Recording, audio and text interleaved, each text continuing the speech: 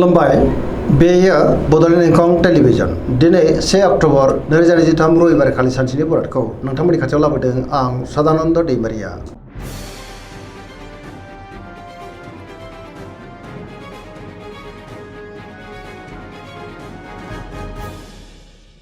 सिगां फरायनो लादों मेष राशि गिबि हांखो अ ल दिनैनि साना जोबोर मोजां जेरावबो जाफुंसारगोन सुथुरखौ दिनै गोरलैयैनो फेजेननोबो हागोन। बहाबा दावबायनो एबा हान्थिनो खाबु मोननो हागौ आरो मोजाङैनो हान्थिनोबो हागोन। मावनो लानाय खामानिखौ थि समावनो आरो गोरलैयैनो मावफुंनो हागोन। गोसोआ दिनै जोबोर खुसि जागोन। देहायाबो दिनै मोजाङैनो थागोन। सोरबा लोगोनिफ्राय मोजां खौरां मोननोबो हागौ। रांखावरियाव मोजां गोबां धोन आरजिनो हागोन। बेफार फालांगियावबो मोजां आयाबो बांनो हागौ। गुबुननि थाखाय दिनै गोबां मोजां खामानि मावनानै होनोबो हागोन। न'खराव अननानै फैगोन। बिदा फंबायनिफ्राय थोजासे हेफाजाबबो मोननो हागौ। गुबुननि गोसोखौ गोरलैयैनो बोनोबो हागोन। लाइमोनफोरा जोबोर रमान्टिक जागोन आरो गावबा गावनि गोसोनि साननायखौ फोरमायलायनोबो हागोन। पजिटिभ एनार्जिनि गोहोम गोग्लैगोन। सरासनस्रायै दिनै साना जोबोर मोजां आरो मोजाङैनो बारग'लांगोन।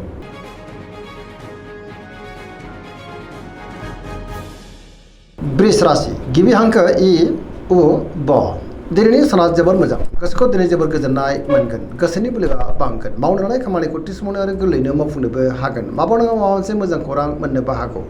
गोसोआव गियान बांगोन। गोथों आरो गोग्गो साननो रोंगोन। समाजाव मान मोननो हागोन। रांखावरियाव मोजां बेफार फालांगियावबो मोजां होनजायो। गुबुनजों मोजां सोमोन्दो लाखिनो रोंगोन। न'खराव अननानै फैगोन। बिदा फंबायनिफ्राय मोजां हेफाजाबबो मोननो हागौ। देहाया मोजाङैनो थागोन। गुबुननिफ्राय मोजां खौरां मोननोबो हागौ। लोगोफोरनिफ्राय थोजासे अनसायनाय मोनगोन। पजिटिभ एनार्जिनि गोहोम गोग्लैनोबो हागौ।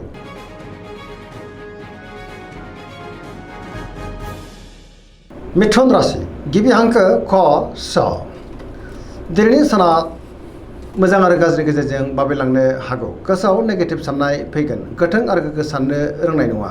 बहाबा थाङोब्ला दिनै लामा सामायाव सांग्रां जानांगोन। गोसोआ दिनै जोबोर आला खालाबो जानो हागौ। अब्लाबो नाथाय सोरबा लोगोनिफ्राय मोजां खौरांबो फैनो हागौ। देहाया मोजाङैनो थागोन। रांखावरियाव बारा मोजां नङा। नाङा फाङा खरसाया बांनो हागौ। बेफार फालांगियावबो दिनै बारा मोजां नङा होनजायो। सोरजोंबा रायखोमाजानोबो हागौ। मावनो लानाय खामानिखौ मावफुंनो गोब्राब जागोन। बहाबा थाङोब्ला दिनै सांग्रां जानांगोन। नेगेटिभ एनार्जिनि गोहोम गोग्लैनोबो हागौ।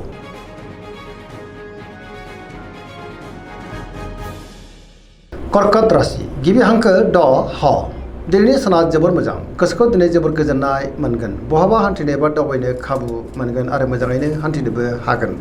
सोरबा लोगोजों बाखनाय जानोबो हागौ। गोसोनि साननायफोरा दिनै मोगथाङाव जाफुंगोन आरो पजिटिभ साननो रोंगोन।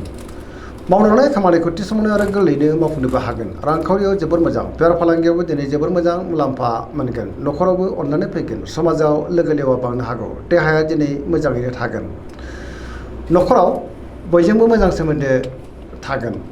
गुबुननि थाखाय दिनै गोबां मोजां खामानि मावनानै होनो हागोन आरो पजिटिभ एनार्जिनि गोहोम गोग्लैगोन।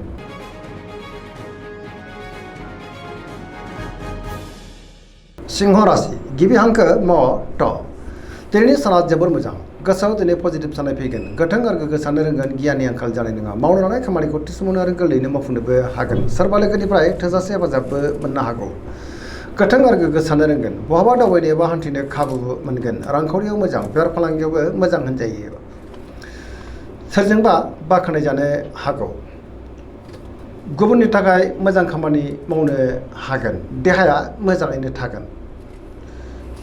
पजिटिभ साननो रोंगोन आरो गोसोआ जोबोर रमान्टिकबो जानो हागौ।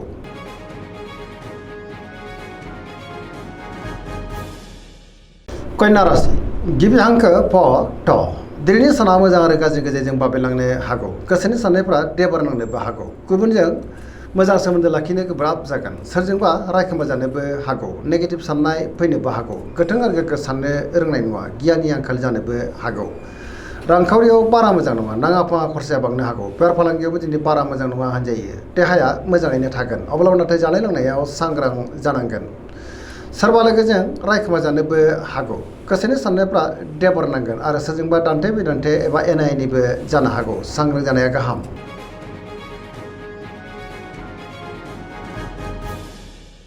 तुला राशि गिबि हांखो र ट दिनैनि साना जोबोर मोजां। गोसोखौ दिनै जोबोर गोजोननाय मोनगोन। बहाबा दावबायनो एबा हान्थिनो खाबु मोनगोन आरो मोजाङैनो हान्थिनोबो हागोन। गोसोनि बोलोआ बांगोन। गावनि गोसोनि साननायखौ दिनै गुबुननो फोरमायनोबो हागोन।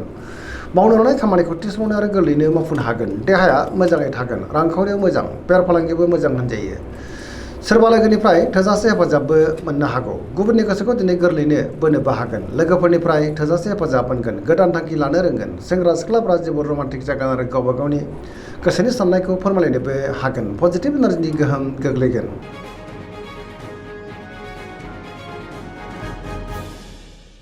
वृश्चिक राशि गिबि हांखो न स। दिनैनि साना जोबोर मोजां। गोसोआ दिनै जोबोर रमान्टिक जागोन। गावबा गावनि गोसोनि साननायखौ फोरमायलायनोबो हागोन। बयनिफ्रायबो हेफाजाब मोननोबो हागौ। गुबुननि गोसोखौ दिनै गोरलैयैनो बोनोबो हागोन। पजिटिभ एनार्जिनि गोहोम गोग्लैगोन। समाजाव लोगो लेवा बांगोन आरो गोबां मान मोनगोन। गोथों आरो गोग्गो साननो रोंगोन। गियाननि आंखाल जानाय नङा। गुबुननिफ्राय थोजासे हेफाजाबबो मोननो हागौ। न'खराव अननानै फैगोन। बिदा फंबायनिफ्राय दिनै थोजासे हेफाजाबबो मोननो हागौ। मावनो लानाय खामानिखौ थि समावनो आरो गोरलैयैनो मावफुंनो हागोन। सिगांनि बबेबा आद्रा खामानियाबो दिनै मावफुंजानो हागौ आरो पजिटिभ एनार्जिनि गोहोम गोग्लैगोन।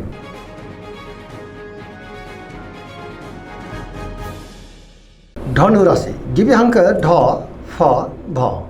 दिनैनि साना जोबोर मोजां। गोसोखौ दिनै जोबोर गोजोननाय मोनगोन। सोरजोंबा बाख्नाय जानोबो हागौ। बहाबा दावबायनो एबा हान्थिनो खाबु मोनगोन आरो मोजाङैनो हान्थिनोबो हागोन। गोसोनि साननायफ्रा दिनै मोगथाङाव जाफुंनोबो हागौ। माबा नङा माबा मोनसे मोजां खौरांबो मोननो हागौ। गोसोआव गोथों आरो गोग्गो साननाय फैगोन। रांखावरियाव मोजां, बेफार फालांगियावबो जोबोर मोजां मुलाम्फा मोननो हागोन। आयाबो दिनै बांनो हागौ। बिमा बिफानिफ्राय थोजासे अननाय आरो हेफाजाबखौ मोननो हागोन। सरासनस्रायै दिनै साना जोबोर मोजां आरो मोजाङैनो बारग'लांगोन।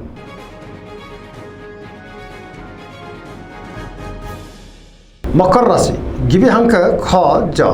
दिनैनि साना मोजां आरो गाज्रि गेजेरजों बाबेलांनो हागौ। गोसोआव गोनो गोथो साननाय फैनोबो हागौ। गुबुननि थाखाय दिनै नाङा फाङा जेंनायाव गोग्लैनांनोबो हागौ। सांग्रां जानाया गाहाम।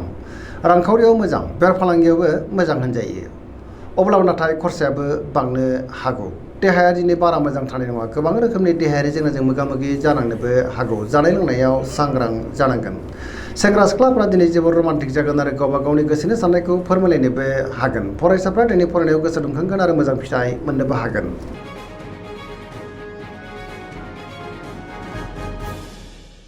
कुम्भ राशि गिबि हांखो ग स। दिनैनि साना मोजां आरो गाज्रि गेजेरजों बाबेलांनो हागौ। गोसोआव गोनो गोथो साननाय फैनोबो हागौ। गुबुननि थाखाय नाङा फाङा जेंनायाव गोग्लैनांनोबो हागौ। गोसोआव गोनो गोथो साननाय फैगोन। समाजाव मान मोनगोन।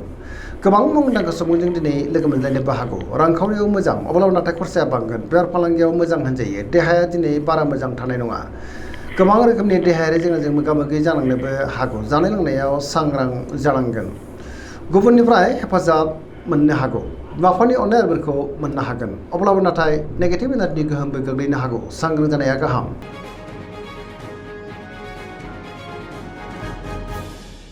मीन राशि गिबि हांखो द स। दिनैनि साना जोबोर मोजां।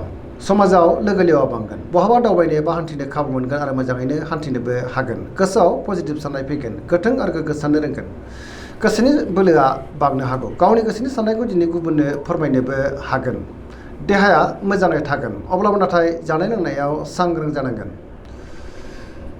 सोरजोंबा बाख्नाय जानोबो हागौ। लाइमोनफोरनि गोसोआ दिनै जोबोर रमान्टिक जागोन आरो गावबा गावनि गोसोनि साननायखौ फोरमायलायनोबो हागोन। फरायसाफ्रा दिनै फरायनायाव गोसो दुंखांगोन आरो मोजां फिथाइ मोनगोन। पजिटिभ एनार्जिनि गोहोम गोग्लैनोबो हागौ। दिनैनि राशि फरायनाया एसेनोसै। जोबनायाव बेखौनो खावलायो जाहाथे नोंथांमोना सानफ्रामबो जोंनि बे बड'लेण्ड इंखं टेलिभिजनखौ नायबाय थायो आरो साबस्क्राइब खालामो, लोगोसे लाइक खालामो आरो शेयार खालामो। एसेनोसै। गोजोन्थों।